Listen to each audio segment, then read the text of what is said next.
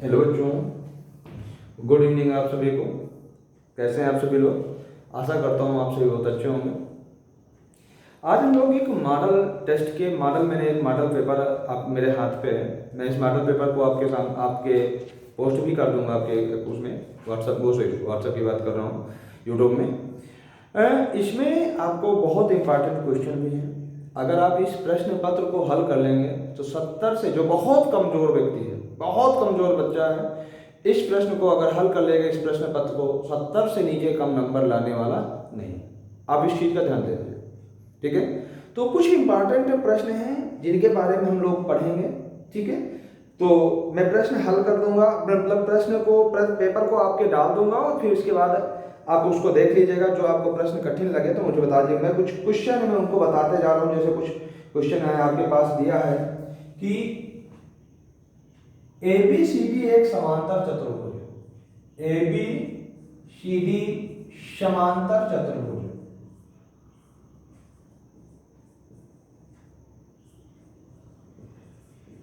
ठीक है। तो हमें सिद्ध करना है कि, तो प्रूव दैट कह रहा, सिद्ध कीजिए AC माइनस BD बराबर 2AB, ठीक है, 2AB। तो देखिए बच्चों, हम सबसे पहले देखते हैं कैसे करते हैं। ये आपके पास एक समांतर चतुर्भुज,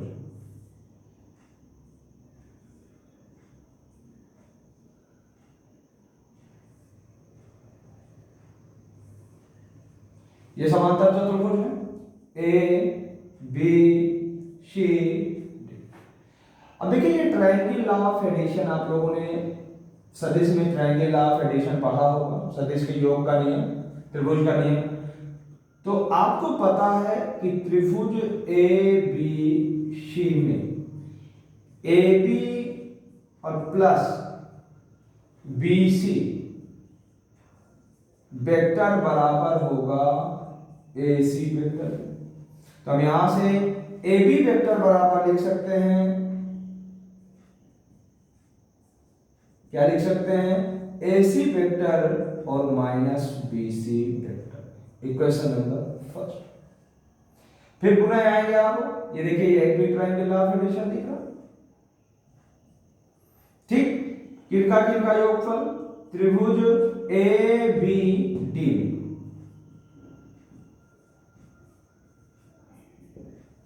ABD में ट्रायंगल लॉ ऑफ एडिशन, इसका AB प्लस BD का जो मान होगा वह किसके बराबर होगा, AB के बराबर, ठीक है। तो बच्चों, हम यहां से AB का जो मान है वो किसके बराबर है, BC के, क्योंकि समांतर चतुर्भुज है, समांतर चतुर्भुज की समभुज भुजाएं बराबर होती हैं। तो भैया हम यहां से कह सकते हैं कि AB vector plus BD vector और बराबर होगा BC वेक्टर, क्योंकि AD बराबर है BC, ठीक है। अब BC वेक्टर का मान उठा करके यहां पर आपको रख देना समीकरण 1 में।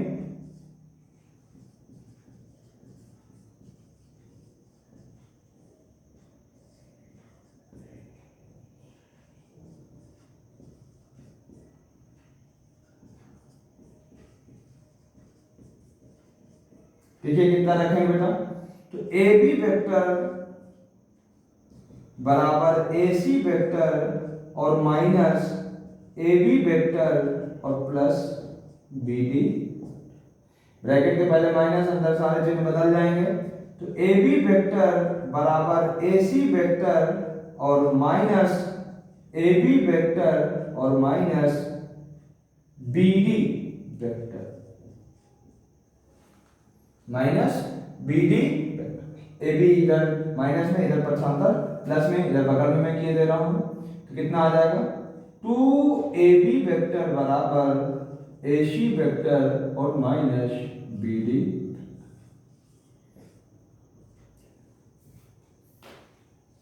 ये था पहला प्रश्न।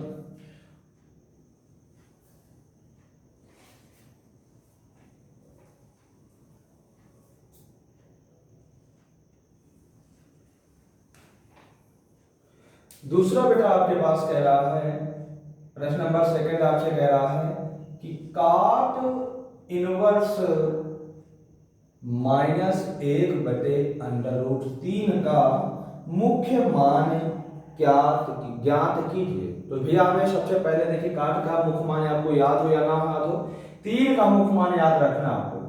साइन इनवर्स का जो मुख्य मान होता है -π/2 से +π/2 के बीच होता है, और जो cos इनवर्स x का जो मान होता है बेटा वह किसके बीच होता है, 0 से पाई के बीच होता है, और जो tan इनवर्स का जो मान होता है वह किसके बीच होता है, -π/2 से +π/2। यहां पर ओपन इंटरवल होता है, यहां पर क्लोज इंटरवल होता है, इस चीज का ध्यान रखना। ओपन इंटरवल पे बाउंड्री पॉइंट नहीं लिए जाते हैं, अर्थात ये दोनों के बीच का नंबर, और क्लोज इंटरवल पे दोनों पॉइंट लिए जाते हैं, ठीक है, बाउंड्री पॉइंट लिए जाते हैं। तो अब आपको सबसे पहले 3 रेंज याद रखना है। अब इस यहां मान तो दिया था काट को, तो बेटा हम काट थीटा को tan के रूप में बदल देते हैं, तो हम यहां से लिख सकते हैं tan इनवर्स -√3। क्योंकि आप लोगों ने पढ़ा होगा, अगर नहीं पढ़ा तो आप लोग पढ़ लीजिएगा कि काट इनवर्स x बराबर होता है tan इनवर्स 1/x के बराबर। तो इसके मान को पलट देंगे, ये आपके पास हो गया। अब देखिए हमें tan थीटा की रेंज पता है, कितना दिया है, -√3 दिया है, और tan थीटा का जो मान ऋणात्मक कहाँ कहाँ होता है, अष्टक रूल के अनुसार tan थीटा का मान ऋणात्मक दूसरे और चौथे चतुर्थांश में होता है। कहाँ होता है, दूसरे और चौथे चतुर्थांश में आता है, परंतु जैसे ही हम दूसरे चतुर्थांश में जाएंगे तो इसका जो मान हो जाएगा वो 90 से अधिक हो जाएगा, जबकि हमें पता है कि इसका मान सिर्फ और सिर्फ -90 से +90 के बीच होना चाहिए। तो बच्चों हमें ये भी पता है कि tan माइनस थीटा का मान tan थीटा होता है। हम यहाँ पर लिख सकते हैं कितने अंश का मान लिखा है, 60 अंश का। तो tan इनवर्स tan -π/3, क्योंकि मैं लिखे दे रहा हूं tan माइनस थीटा बराबर होता है माइनस का tan थीटा, ठीक है। तो अब देखेंगे tan इनवर्स tan x बराबर x होता है, तो यहां से माइनस का π/3, ये देखिए बिलोंग्स टू -π/2 से +π/2 के बीच होगा, और यही आपका आंसर।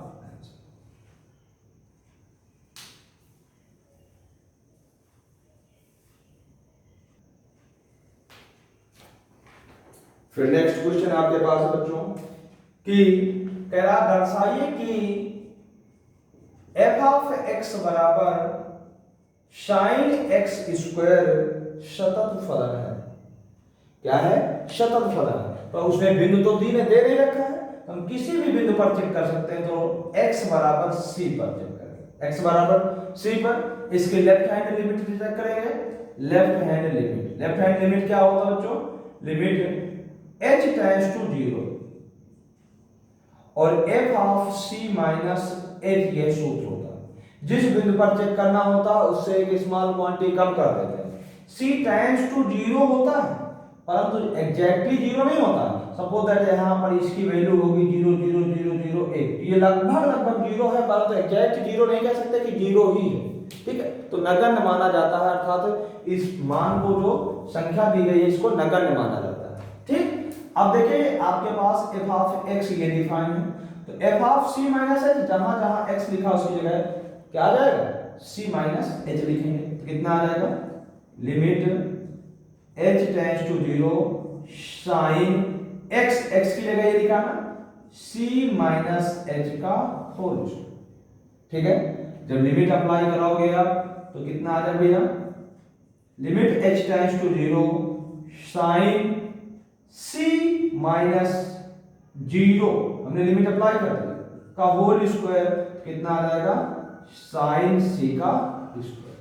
लेफ्ट हैंड लिमिट में आ गए, राइट हैंड लिमिट में जब आप जाओगे तो राइट हैंड लिमिट क्या होती है, limit h tends to 0 f(c plus h), तो जहां जहां x लिखा उसकी जगह c प्लस h लिखेंगे, कितना आ जाएगा, limit h tends to 0 sin c plus h का होल स्क्वायर। तो एच की वैल्यू जब 0 रखोगे तो कितना आ जाएगा, साइन सी प्लस 0 का होल स्क्वायर, अर्थात भैया आ गया साइन सी का स्क्वायर। और एफ ऑफ सी निकाल लेंगे तो एफ ऑफ सी, जब एफ ऑफ एक्स ये डिफाइन है, जहां जहां सी लिखा है एक्स लिखा है उसके जगह सी लिख देंगे, कितना आ जाएगा सी का स्क्वायर। तो हमने देखा लेफ्ट हैंड लिमिट की वैल्यू भी sin c square, right hand limit की वैल्यू भी sin c स्क्वायर और f ऑफ c की वैल्यू भी। तो हम यहां से लिख सकते हैं लेफ्ट हैंड लिमिट बराबर है राइट हैंड लिमिट के बराबर है f ऑफ c के। अतः जो f ऑफ x है कैसा फलन है, सतत फलन है।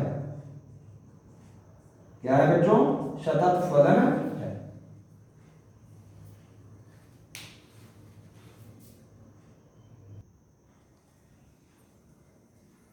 फिर दूसरा प्रश्न बच्चों कि एक बॉक्स में 7 पीली गेंद, ये बॉक्स है आपके पास, कंटेनर है जिसमें 7 पीली गेंदें हैं और 8 लाल साड़ियां हैं। पीली साड़ी और लाल साड़ी दी गई है। एक साड़ी यादृच्छा मतलब स्वतंत्रता पूर्वक निकाली जाती है, उसके लाल होने की प्रायिकता क्या होगी। देखेंगे यहाँ पर total number of sample space जो हो जाएगा बेटा, नंबर ऑफ 8 और 7 कितने हो जाएंगे, 15 सैंपल स्पेस हो जाएंगे। और इवेंट क्या है आपके पास, इवेंट है लाल साड़ी होना, लाल साड़ी होना इवेंट है। अब एक नंबर ऑफ इवेंट घटना के अनुकूल कितनी लाल साड़ियां हैं, 8 हैं। अतः प्रोबेबिलिटी ऑफ ई, घटना ई की घटने की प्रायिकता क्या होगी, number of E upon number of S. Number of E कितना है, 8 है और number of total sample space कितने हैं, 15 है। तो इसकी प्रायिकता कितनी आ जाएगी, 8/15। यही आपका आंसर। प्रश्न नंबर नेक्स्ट है आपके पास, कह रहा दो आपके पास आव्यूह दे दिए गए, ठीक है, 1 2 3 और 2 3 1, और दूसरा आव्यूह दिया गया है, बी आव्यूह आपके पास दिया गया है 3 -1 0 और 2, ठीक। दो आव्यूह आपके पास दिए गए हैं, आपसे कह रहा है 2a - b। तो ये आपको पता है आव्यूह में किसी अचर पद का अगर गुणा करते हैं तो प्रत्येक पद के साथ उसका गुणा करते हैं, बेटा कितना आ जाएगा, जब 2 का गुणा कराएंगे तो आपके पास यह मिल जाएगा क्या, 2 का गुणा कराओ, 2 और 2 दूनी 4 6 2, और घटाना है किसको, b को। ये b आपके पास सीधे सीधे लिख देंगे। अब जब घटाएंगे तो कैसे घटाते हैं, संगत अवयव, इसको इसके साथ, इसको इसके साथ, इसको इसके साथ, जोड़ते भी ऐसे क्रम में, ठीक। तो 2 से 3 घटा, कितना बचेगा, -1, 4 में से -1 माइनस माइनस प्लस 1 हो जाएगा, तो ये बचा 5 आ जाएगा। और 6 में से -3 घटेगा 3 आ जाएगा, 4 में से माइनस माइनस प्लस 1 5 आ जाएगा, और 6 में से 0 घटेगा 6 रहेगा, और 2 में से 2 घटेगा 0 आ जाएगा। यही आपका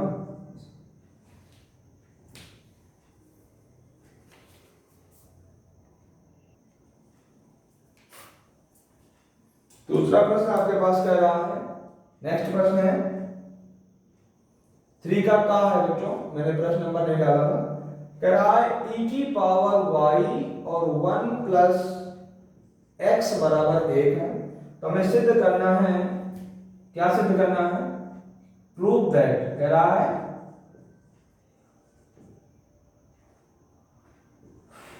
d2y अपॉन dx2 बराबर dy अपॉन dx का होल स्क्वायर। चलिए करते हैं हम लोग। तो बेटा जब आप अवकलन कराओगे तो पहला इसका अवकलन x के सापेक्ष अवकलन करने का,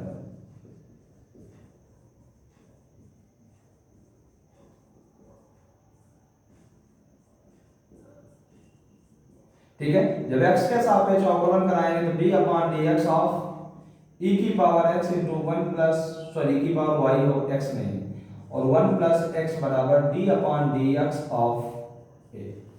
देखिए यहाँ पर दो फलन गुणे में दिख रहा है, तो फर्स्ट इंटू सेकंड से कराएंगे। तो e की पावर y और D upon D X of 1 plus X into D upon D X of E की पावर वाई बराबर D upon D X of. देखिए यहां से जब अचर पद का अवकलन करते हैं तो शून्य हो जाएगा और ये हुआ e की पावर y और जब इसका अवकलन कराओगे तो बेटा 0 प्लस 1 मिलेगा और यहाँ पर 1 प्लस एक्स और जब e की पावर y का अवकलन कराओगे e की power y dy upon dx आ जाएगा और अचर पद कितना हुआ जी। यहां से हमारे पास मिल गया बच्चों, इसके साथ में प्लस में उधर पक्षांतर माइनस में चला जाएगा तो dy अपॉन dx बराबर आ गया क्या माइनस e की power y upon 1 plus X E की पावर y कट गया तो dy अपॉन dx की जो वैल्यू आ गई माइनस का 1 बटे 1 प्लस एक्स। ठीक, ये इसे समीकरण 1 मान लेना और इसे समीकरण नंबर 2। पुनः इसका अवकलन कराएंगे, कितना आ जाएगा पुनः x के सापेक्ष अवकलन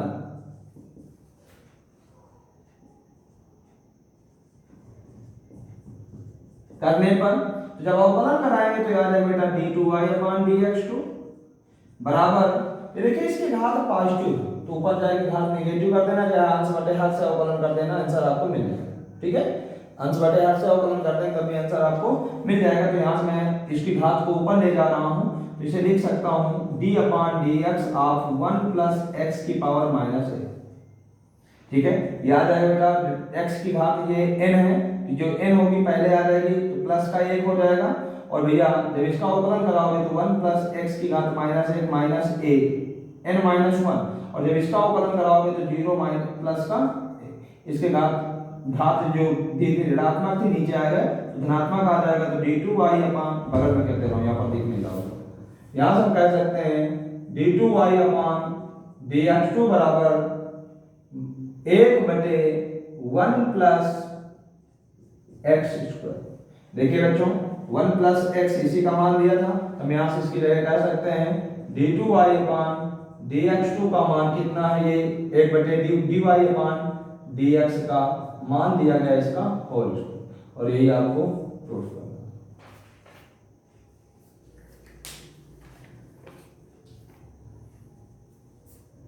2 मिनट है। तो ऐसे बहुत सारे प्रश्न होंगे बच्चों, तो आप लोग को ज्यादा समय में याद नहीं दूंगा। ठीक है, नेक्स्ट डे में आपको इस पेपर आपको भेज दूंगा और इसका सॉल्यूशन भी आपको भेज दूंगा। तो तब तक के लिए गुड बाय और सभी लोग अच्छे से देख पढ़िए और तैयारी करिए। ठीक है, थैंक यू।